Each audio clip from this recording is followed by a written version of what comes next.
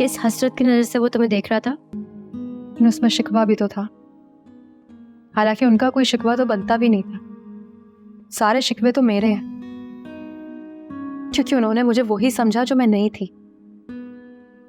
इतना अरसा उनके साथ रही, लेकिन वो मुझे समझ ही नहीं पाए और बस लोगों की बातों में आ गए। ये सारी बातें मैं बहुत बार कर चुकी हूँ उससे, लेकिन एक बात मैं अभी भी तुम्हें यकीन से कह सकती हूँ कि वो सच में तुमसे बहुत प्यार करता है।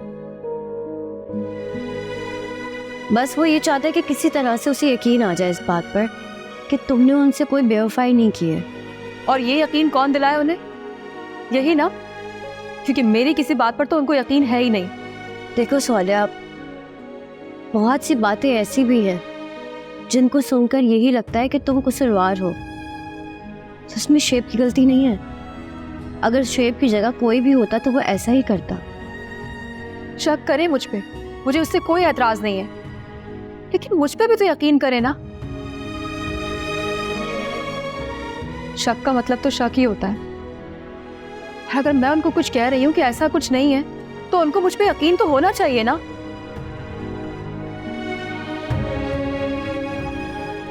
तुम ठीक कह रही हो, लेकिन ये भी सच है कि फुरकान भी तुम्हारे खिलाफ जाकर बोलता ही रहा है, जबकि तुम्हें लगता था कि वो ऐसा नहीं करेगा। हाँ, यकीनन वो मेरी ही गलती थी, क्योंकि मैं जुबैर को भूल गई थी। अगर ये बात याद रखती तो समझने के लिए ये बात काफी थी कि वो मुझे सिर्फ बदकिरदार साबित करने की कोशिश में लगा हुआ था। सच बताऊं सोनिया, मैं भी आज तक जुबैर को नहीं समझ पाई। कुछ लोग रिश्ते निभाने में इतने अच्छे एक्टर होते हैं कि आप उन्हें कभी समझ ही नहीं पाते। जुबैर भी इसी तरह है। पता नहीं क्या है, जब मैं सोचती हूँ, उनसे बात करती हूँ, तो ऐसा लगता है कि उनका कोई कसूर ही नहीं है। इसी को मोहब्बत कहते हैं।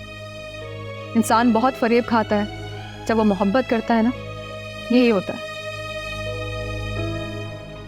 पूरी दुनिया को सच्चाई नजर आ रही होती है, लेकिन जो मोहब्बत करता है ना, उसकी आंखों पर पट्टी बन जाती है, भले कोई कितनी धूल क्यों ना झोंकता रहे।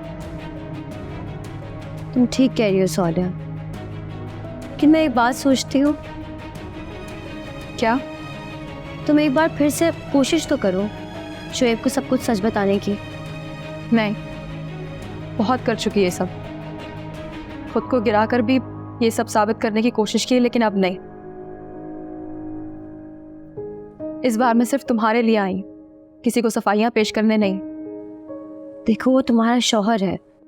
ये तो मैं चाहती हूँ कि वो हमेशा रहे, मेरे मरते दम तक, और उसे ये यकीन रहे कि अगर मैं उसके निकाह में मरी तो उसी की रही और उसी की थी।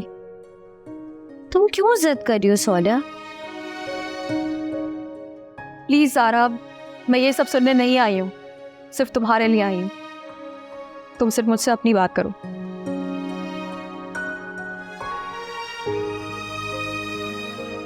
अच्छा छोड़ो इन बातों को, तुम फ्रेश हो जाओ, मैं खाना लगवाती हूँ।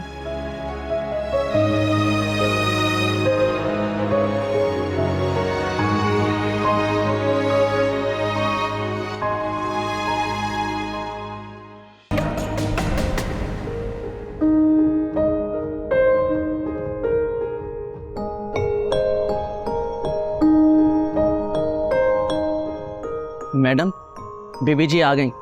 आ गई सोनिया? चलो।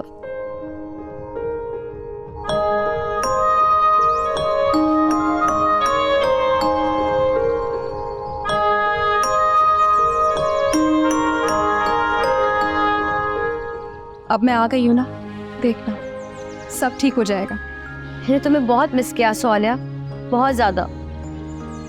मैं भी बहुत परेशान थी तुम्हारे लिए, बल्कि खुद को कोसती रही कि मैंने तुम्हें छोड़ा ही क्यों वहाँ पर। मुझे तुम्हारे साथ ही रहना चाहिए था।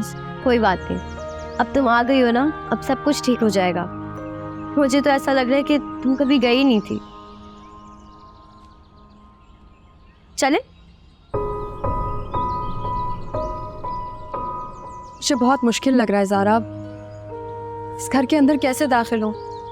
हम कहीं और नहीं जा सकते? क्या हो गया सोनिया तुम्हें? मैं मानती हूँ कि तुम्हारे ताल्लुकात अच्छे नहीं चल रहे शेब के साथ। ये घर तुम्हारा ही है। जब घर के मालिक को यकीन नहीं रहा मुझ पर, वो ही मेरा नहीं रहा, तो इस दरो दीवार पर कैसे हक जताऊं अपना? वो तुम्हारा ही है और अभी भी तुम्हें देखने के लिए बहाने से अंदर बैठा हुआ है। मुझे देखने के लिए? आज ऑफिस नहीं गए? नहीं, बहाना बना दिया उन्होंने। अच्छा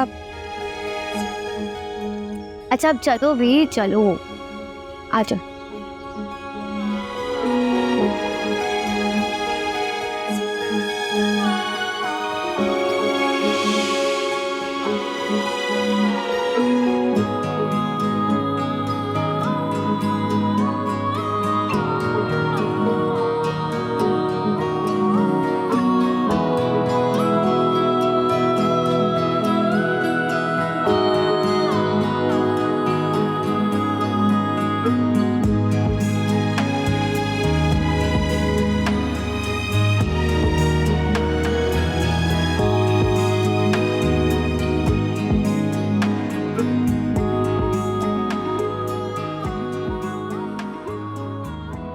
सौल्या,